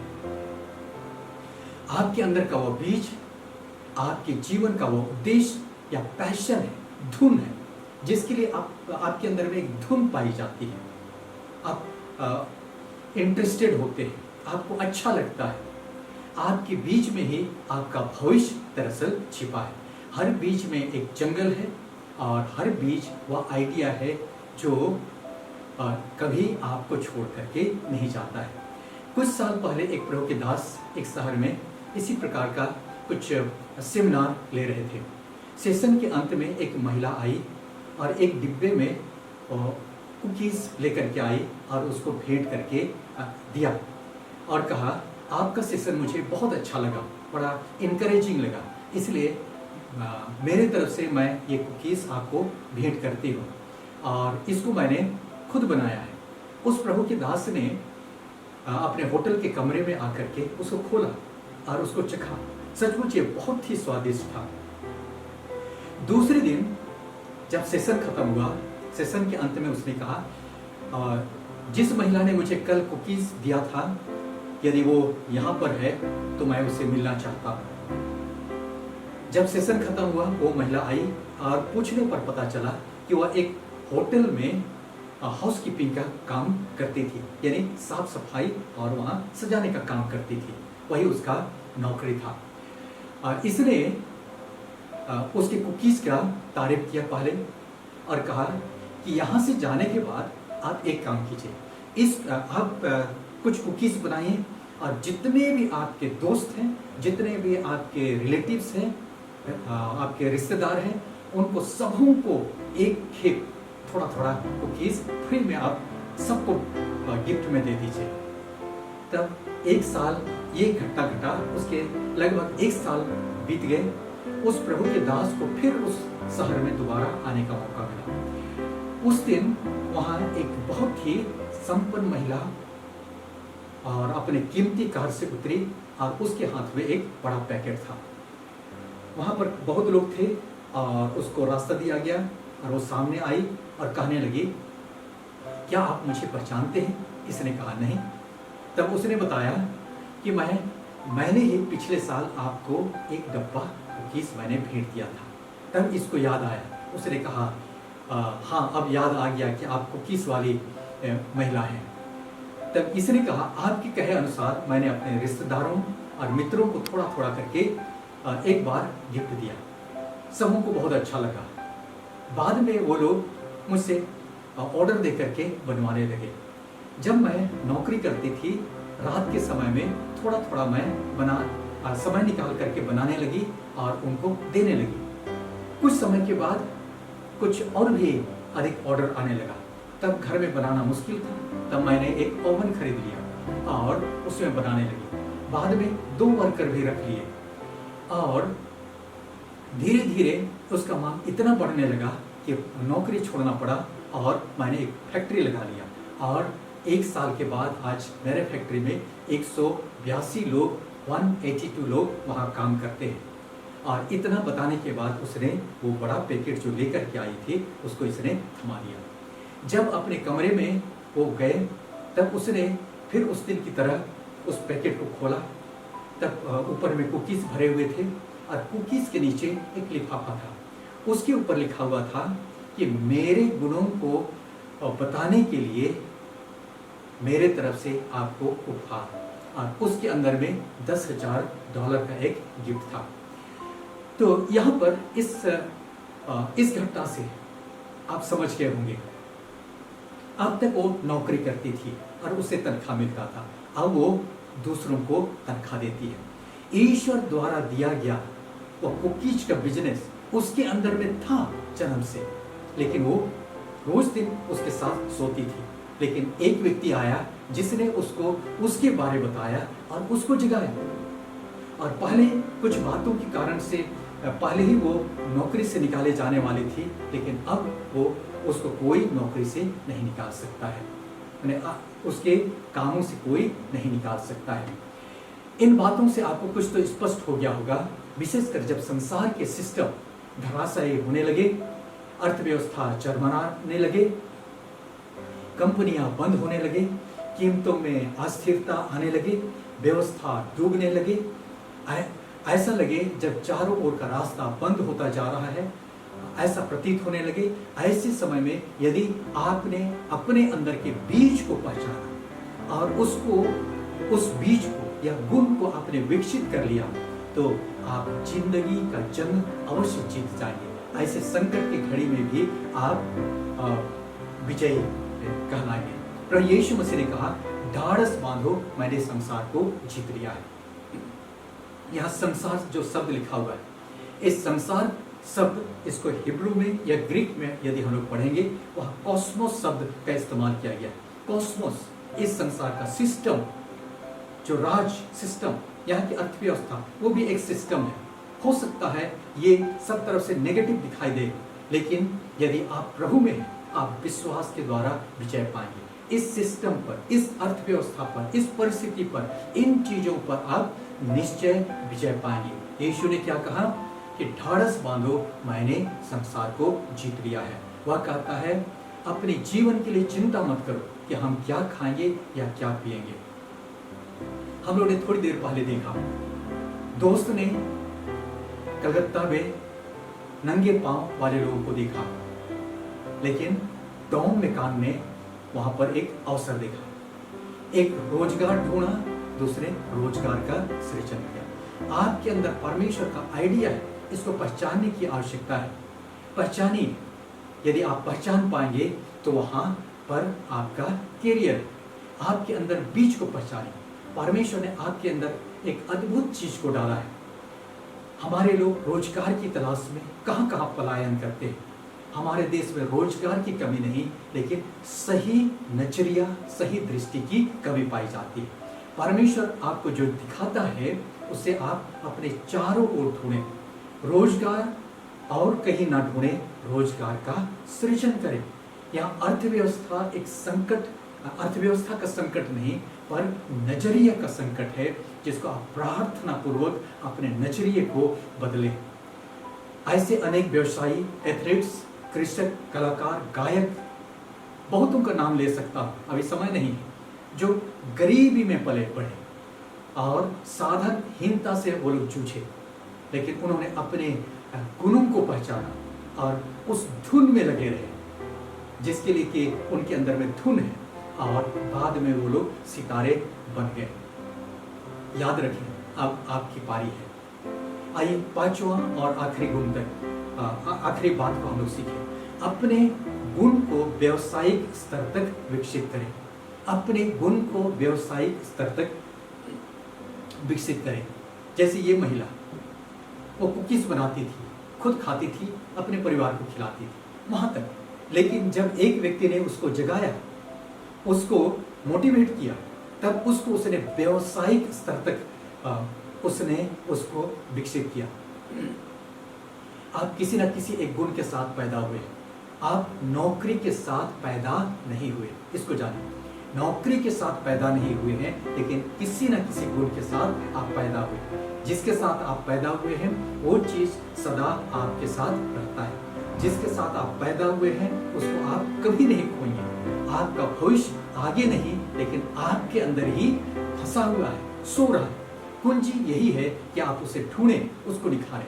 उस महिला ने जो कुछ उसके पास था उसको उसने विकसित किया, बाद में उसने उसको व्यवसायिक यानी प्रोफेशनल रूप उसने दे दिया। आपके बीच आपके जन्मजात टैलेंट को प्रदर्शित करते हैं। संसार को उसी का इंतजार है। जिस काम के लिए आप पैदा हुए हैं उसी का संसार को इंतजार है। जो कुछ आपको करने के लिए दिया जाता है, यानी आपका व्यवसाय या तो रोजगार की जगह, उसको दिन में करें। और जो कुछ परमेश्वर आपको करने को कहता है या दिया है, उसको आप एक्स्ट्रा समय में करें और उसको बढ़ाएं। और जैसे वह दिन को नौकरी करती थी और रात को कुकीज बनाती थी, बाद में उसका काम बड़ा हो गया और नौकरी छोटा हो गया और उसने उसको छोड़ दिया। आइए परमेश्वर के वचन में कई लोगों के जीवन को भी हम लोग थोड़ी देर उसको एनालिसिस करें। मूसा राजकुमार था, मिस्र का राजा फिरौन उसे मार डालना चाहता था। वह भाग करके मिद्यान देश चला गया, वहां अपने ससुर का भेड़ बकरी चराने लगा। बहुत साल के बाद परमेश्वर ने उसको फिरौन के पास भेजा और उसको जब भेजने लगा कि वो वहां से अपनी प्रजा को मिस्र देश से निकाले, मूसा को हिम्मत नहीं होने लगा, क्योंकि वो उसी जगह से तो भाग करके आया और ये उसको मार डालना चाहता था। निर्गमन की पुस्तक 4 अध्याय 2 से 3 में लिखा है, परमेश्वर ने मूसा से पूछा, तेरे हाथ में क्या है? जिस समय वो आनाकानी कर रहा था, हालांकि राजकुमार था, लेकिन 40 वर्ष तक भेड़ों बकरियों की रखवाली करते करते बिल्कुल डिमोरलाइज हो गया था। उसके हाथ में चरवाहे की लाठी थी। परमेश्वर ने पूछा कि तेरे हाथ में क्या है? परमेश्वर ने ये नहीं पूछा कि जो तेरे हाथ में क्या नहीं है, लेकिन जो उसके हाथ में है उसके बारे में परमेश्वर ने पूछा। मूसा के हाथ में एक लाठी था, उसी लाठी को परमेश्वर ने इस्तेमाल किया ताकि लगभग 30 से 40 लाख इस्राएली जो मिस्र में पाए जाते थे उनको उस समय के वर्ल्ड पावर फिरौन के हाथ से निकाल करके प्रतिज्ञा के देश कनान देश उसने पहुंचाया। यानी तेरे हाथ में क्या है, वह आपके गुण को दर्शाता है। अब बड़ी बड़ी चीजें, बाहर की चीजें ना ढूंढें, लेकिन आपके पास क्या है? ये लाठी मूसा का एक पहचान था, उसका आइडेंटिटी था जो उसके हाथ में था, यानी वो एक चरवाहा था। इस लाठी को परमेश्वर ने लिया और उसको बड़े काम के लिए इस्तेमाल किया। आप भी जो कुछ आपके पास है प्रभु के हाथ में आप सौंप सकते हैं। दूसरा राजा 4 अध्याय 2 से 3 में यहाँ पर जब एलिसा भविष्यवक्ताओं के चेलों के पास वो विजिट करने चला गया, वहाँ एक भविष्यवक्ता की विधवा, यानी भविष्यवक्ता मर चुका था और उसकी विधवा वो वहाँ पर बहुत दुखित होकर के आई और अपना दुखड़ा बताई कि तेरे दास ने किसी महाजन से कर्ज लिया था, जीते जी ना चुका सका।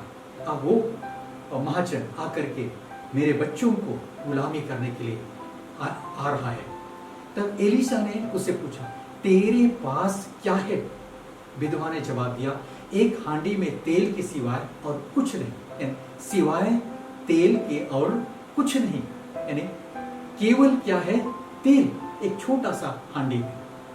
तब एलिशा ने उससे कहा, जाओ पड़ोसियों से खाली बर्तन ले आओ। जब बर्तन भर गए, बर्तन ले आओ, और वो लोग पड़ोसियों से, पूरे गांव से उन्होंने बर्तन लेकर के आए और उसने कहा कि दरवाजा बंद करके वहां घर के अंदर में एक एक बर्तन में तेल डालना। तब एक बर्तन भर गया, दूसरा बर्तन भर गया, तीसरा बर्तन भर गया, वो लोग एक किनारे रखते गए। फिर उसने अपने बेटों से कहा कि गांव से और बर्तन लेकर के आ, और लाया गया, वो भी भर गया। फिर उसने कहा और लेकर के आ, वो लाया गया, वो भर गया। जब गांव में एक भी बर्तन नहीं रहा, यानी बाकी नहीं रहा, तब उस समय यहां से तेल निकलना बंद हो गया। तो जब बर्तन भर गए तो तेल का आना बंद हो गया। इसलिए तेल का निकलना इसलिए नहीं बंद हुआ कि तेल खत्म हुआ, लेकिन इसलिए बंद हो गया क्योंकि बर्तन वहां खत्म हो गया। परमेश्वर जो कुछ आपके पास है उसको इस रीति से मल्टीप्लाई करने का सामर्थ्य रखता है। संकट के समय, कठिनाइयों के समय आइए हम लोग क्रिएटिव बने, बी क्रिएटिव। जो आपके अंदर है उसको व्यवसायिक स्तर तक विकसित करें। इस विधवा ने पूरे गांव से बर्तन लेकर के आया और उसको भर लिया। अब उससे कहा गया कि इसको बेच करके अपने पति का कर्ज चुका दो। उसको व्यवसायिक स्तर तक उसको उसने बढ़ाने के लिए कहा। आइए यीशु के चेलों के बारे में भी, जिस समय 5000 पुरुषों की भीड़, जिस समय यीशु मसीह जंगल में उपदेश दे रहे थे, वहां एक बड़ी भीड़ पहुंच गई और लिखा हुआ है वचन में कि पुरुषों की गिनती लगभग 5000 थे, यानी महिलाएं भी थे, बूढ़े भी थे वहां और बच्चे भी थे। उनकी गिनती यहाँ पर नहीं ली गई क्योंकि उस जमाने में बच्चों की, बूढ़ों की गिनती नहीं ली जाती थी। तब यीशु ने चेलों ने कहा कि हे प्रभु इन्हें भेज दे, क्योंकि 3 दिन से हमारे पीछे पड़े हैं, कहीं ऐसा ना हो कि वो लोग रास्ते में भूख से वो लोग थक जाएं, हार जाएं, तो इसलिए वापस भेज दीजिए। यीशु ने उनसे कहा तुम ही इन्हें खाने को दो।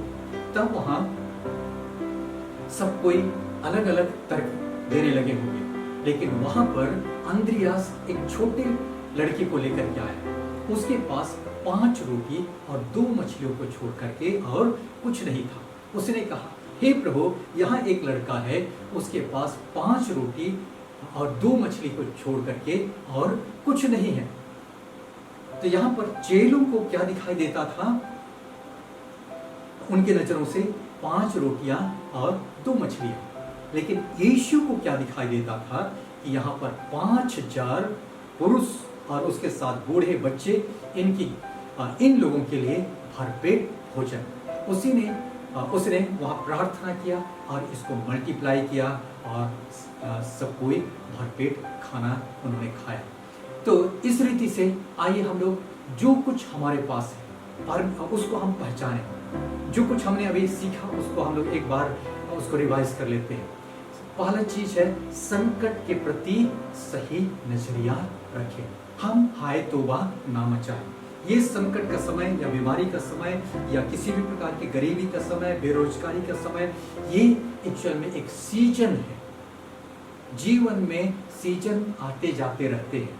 ये एक सीजन है और हर सीजन चला जाता है, इसलिए हम हिम्मत नहीं हारेंगे। दूसरी बात जो हमने सीखा कि हर संकट से हम एक नया पाठ सीखेंगे।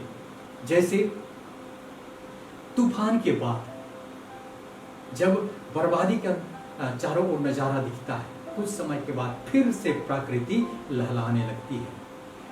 जैसे उकाब अपने बच्चों को सिखाने के लिए ऊंचाई पर ले जाता है, पंख को समेट लेता है, वो लोग गिरने लगते हैं, वहां पर उड़ने या उनके पास 2 ही विकल्प रहता है, या तो पंख फड़फड़ाओ और उड़ो, या तो फिर गिर करके मर जाओ।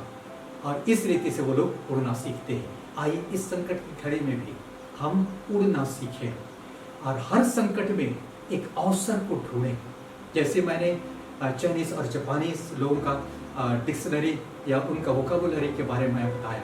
हर संकट के लिए वो लोग जो शब्द इस्तेमाल करते हैं वो है अवसर।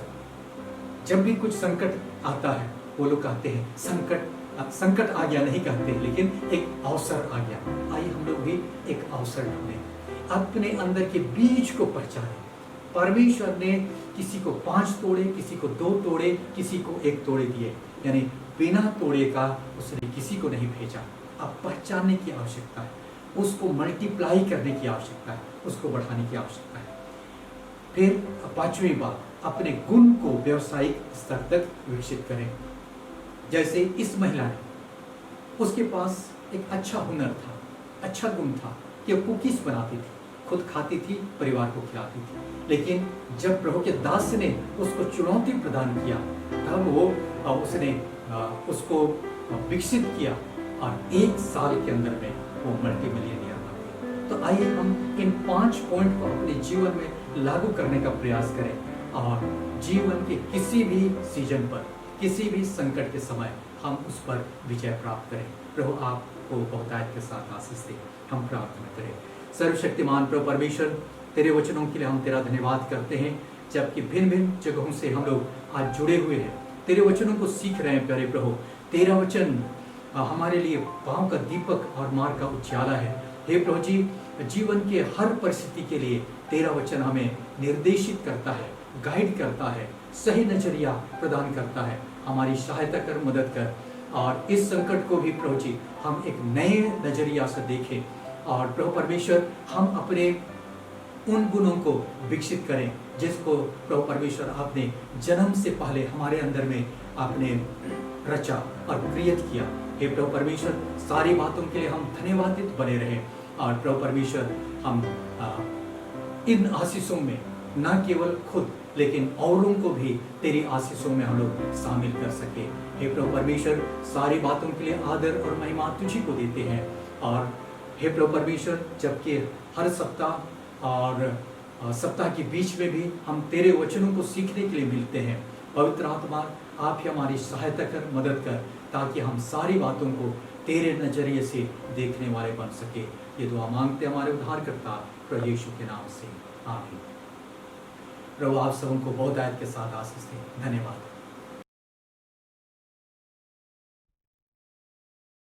आइए हम लोग इस समय गीत गाएंगे रिवाइवल सॉन्ग बुक से 553, यीशु प्रभु तुझको सदा होवे प्रशंसा महिमा। और इस गीत के समय में हम अपने दान, अपनी भेंटों को प्रभु के लिए चढ़ाएंगे।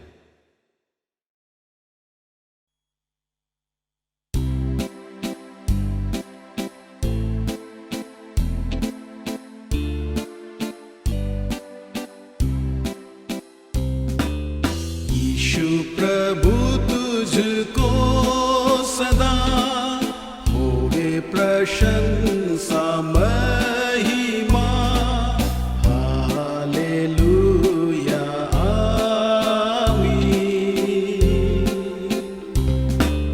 यीशु प्रभु तुझको सदा होवे प्रशंसा महिमा, हालेलुया आमीन।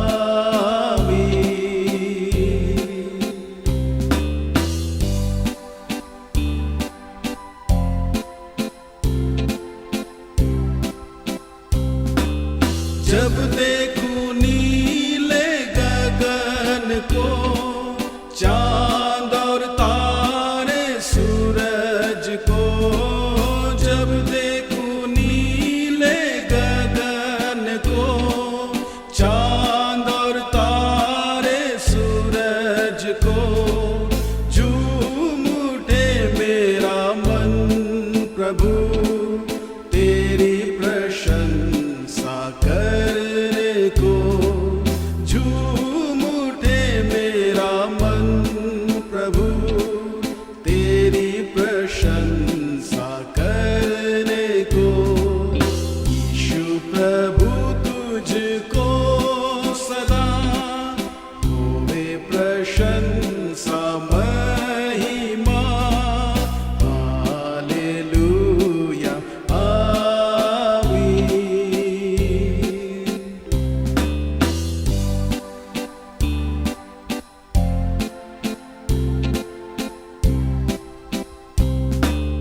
जब खड़े देखूं क्रूस के तले तेरे पवित्र बदन को,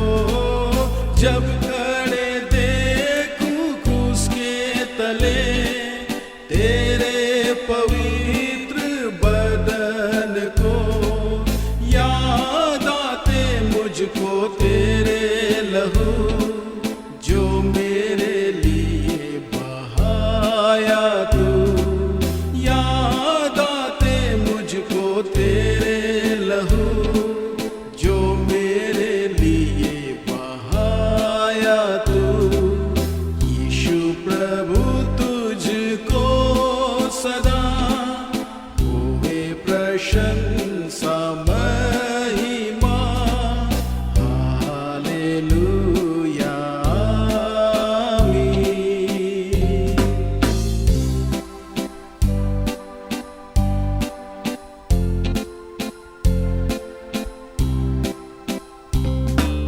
तुझसे हमारी आरज़ू, तू हो सदा हमारे साथ।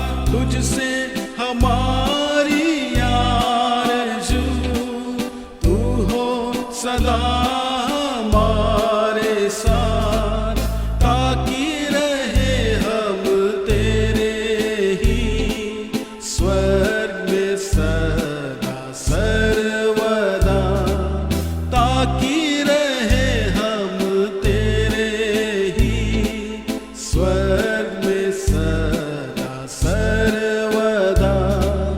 यीशु प्रभु तुझको सदा होवे प्रशंसा महिमा, हालेलुया आमीन।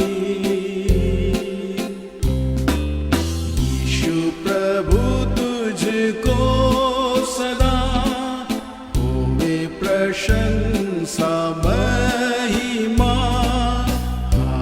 हालेलुया आमीन।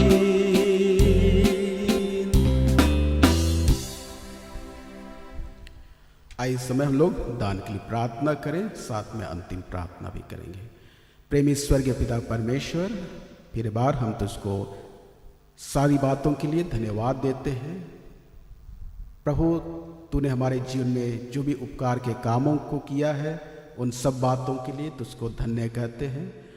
और प्रभु, तेरी ही दिव्य में से तेरी सेवा के लिए, तेरी महिमा के लिए प्रभु अपनी भेंटों को चढ़ाते हैं। हमारी प्रार्थना है सारे भेंट तुझको ग्रहण योग्य होने पाए। प्रार्थना करते हैं जिस कमाई में से, जिस भंडार में से सारे भेंट चढ़ाए गए हैं, वह कमाई और भंडार सदा आशीषित रहे, परिपूर्ण रहे। हर एक उन परिवारों को आशीष दे जो तेरी सेवा के लिए प्रभु अपने हाथों को खोलते हैं, जो तुझसे प्रेम करते हैं, जो तेरी महिमा के लिए अपना जीवन देते हैं। प्रभु, सबको बड़ी आशीष दे, उनके कामों में आशीष दे और उनके हर एक दिनचर्या की बातों में आशीष दे।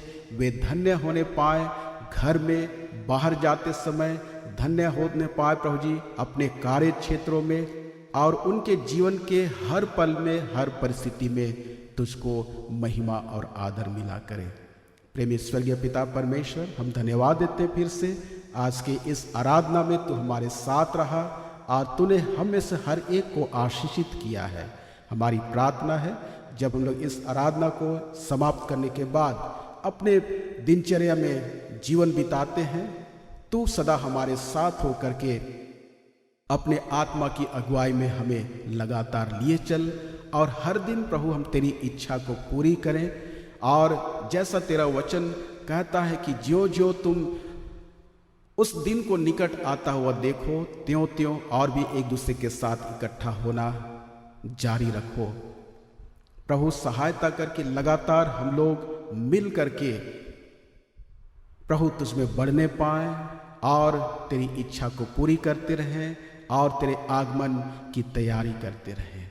स्वर्गीय पिता परमेश्वर, हम सब बातों में तुझको धन्य कहते हैं, आदर और महिमा तुझको देते हैं और इस प्रार्थना को उद्धारकर्ता यीशु मसीह के नाम में मांगते हैं। सुन और अपने स्वर्ग के राज में ग्रहण कर, आमीन। प्रभु की प्रार्थना। हे हमारे पिता, तू जो स्वर्ग में है, तेरा नाम पवित्र माना जाए, तेरा राज्य आए, तेरी इच्छा जैसे स्वर्ग में पूरी होती है वैसे इस पृथ्वी पर भी पूरी हो। हमारी प्रतिदिन की रोटी आज में दे और हमारे अपराधों को क्षमा कर जैसे हमने भी अपने अपराधियों को क्षमा किया है, और हमें परीक्षा में ना ला परंतु बुराई से बचा, क्योंकि राज्य, पराक्रम और महिमा अब और सर्वदा तेरे ही हैं, आमीन। अब हमारे प्रभु यीशु ख्रिस्त का अनुग्रह, पिता परमेश्वर का प्रेम और पवित्र आत्मा की सहभागिता हम सबों के साथ सदा सर्वदा बनी रहे। आमीन। आप सबों को मसीह नमस्कार। Praise the Lord. प्रभु आप सबको बड़ी आशीष दे।